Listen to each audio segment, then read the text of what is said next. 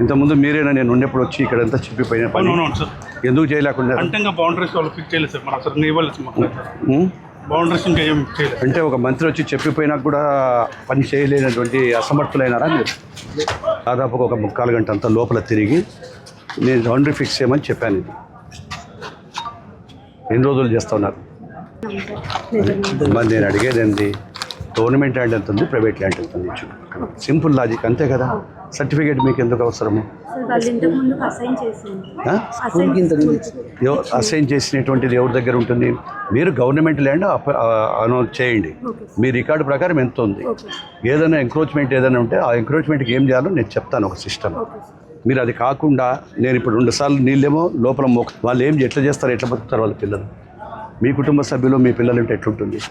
ఆయన ఎంఆర్ఓ గారు ఇవ్వనప్పుడు ఎండిఓగా మీరు ఏం చేస్తున్నాడు? ఎండిఓ నువ్వే కదా బాధ్యత. నాకు నువ్వు ఎప్పుడైనా మాట్లాడినావా నాకు దీని గురించి? మరి మాట్లాడకపోవడం మీది ఏంటి? మీరు యాక్చువల్గా కాదండి, మీరు మండలానికి డెవలప్మెంట్ ఆఫీసర్ ఎండిఓ. మీరు ఉన్నప్పుడు వాళ్ళు ఏం చేశారో చూసుకొని మీరు చెప్పాల్సిన బాధ్యత ఉంది. నాకు విత్-ఇన్ 1 వీక్లో సర్వే అయిపోవాలా. ఇప్పుడు ఏ వర్క్ ఎవరు చేస్తున్నారు, ఎవరు తీసుకున్నారు, ఏం వర్క్ చేస్తున్నారు? ఇది మన భవిష్యత్తులో అమౌంట్ ఉంది సార్. ఎంత ఉంది? ఇది 78,000 ఉంది సార్. మీరు ఒకసారి మీటింగ్ పెట్టి మీరు ఆ రోజు మీరే కదా ఇక్కడ ఎంఈఓ. ఏంటి చెప్పు మీ సమస్య? ఎందుకు 23,000 ఉంది సార్. బాత్రూమ్స్ కొంచెం రిపేర్ ఉంటే డోర్ చేయించాం సార్. ఇది హైట్ ఒక్కసారి కళ్యాణికి చేయండి, సరిపోతుందా? ఎంత అవసరం ఉందమ్మా? సార్ యాక్చువల్గా ఈ ఫ్లోరింగ్ ఒకటి అయితే ఒక 30,000 సరిపోతుంది సార్. ఇంకా కాంపౌండ్ వాళ్ళు ఇవన్నీ పెండింగ్స్ అన్ని కలిసి ఒక 2 lakhs పెట్టాం సార్ రిక్వైర్మెంట్. ఒకసారి కళ్యాణికి చేయి, దీంట్లో ఎంత ఉందో. ఏ దాంట్లో ఉండమని ఇది నాకు అయిపోవాలా.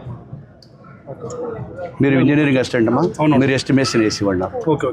ఇంకేముందమ్మా ఇక్కడ? ఎవరు టీచర్ ఎవరమ్మా? నువ్వు రాతలే ఎక్కడమ్మా? నువ్వు ఎవరు ఏం చేస్తారో నాకు తెలియదు. మీరు ఎన్ని రోజులు అయింది వచ్చి పని చేయబట్టి?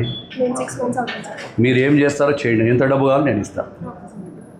మీకే శాంక్షన్ ఇస్తాను, నీకే ఎవరితో చేయిస్తామని చెప్తాను నేను. నాకు ఎన్ని రోజుల లోపల ఎస్టిమేషన్ ఇస్తావో చుక్క కానీ మళ్ళీ ఎవరే కానీ కంప్లైంట్ అంటే ఇక్కడ ఇట్లా వస్తే గాలి ఆడదు. అది అంటే అక్కడ ఉంది, కిటికీ ఉంది కదా, ఈ పెద్ద నీళ్లు పడకుండా ఇటు రాకుండా కాంపౌండ్ అంతా ఎస్టిమేషన్ వేసి నాకు ఇవ్వండి. వేయాలి. మళ్ళీ ఆ కాంపౌండ్ వాళ్ళ ఓపెనింగ్ కూడా నేను మళ్ళీ ఒక 1 month 1.5 month లోపల రావాలి. నోట్ చేసుకోండి. కామన్గా నాకు పని అయిపోవాలా. మనీ గురించి ఏదైనా ఉంటే నేను చూసుకుంటాను. ఏ దాంట్లో ఇవ్వాలా, ఏం చేయాలని నేను చూసుకుంటాను. స్ట్రక్చర్ కూడా మనం ఇచ్చాం సార్. లోపల ఖాళీ స్థలం ఇచ్చినారు, అది పని చేయడం లేదు కదా సార్. వాళ్ళు తవ్వడానికి వస్తే నీళ్ళు వస్తున్నాయని ఆగారు సార్. లేదంటే ఏంటి రండి మరి ప్రకాష్ ఏం చెప్పు. ఆ రోజు మీరు కూడా ఉన్నారు. స్ట్రక్చర్ శాంక్షన్ అయింది సార్. అది చేద్దామంటే నీళ్ళు పడతాయని చెప్పేసి స్టాప్ అయినాం సార్. లేకుంటే ఇప్పటికైపోయింది.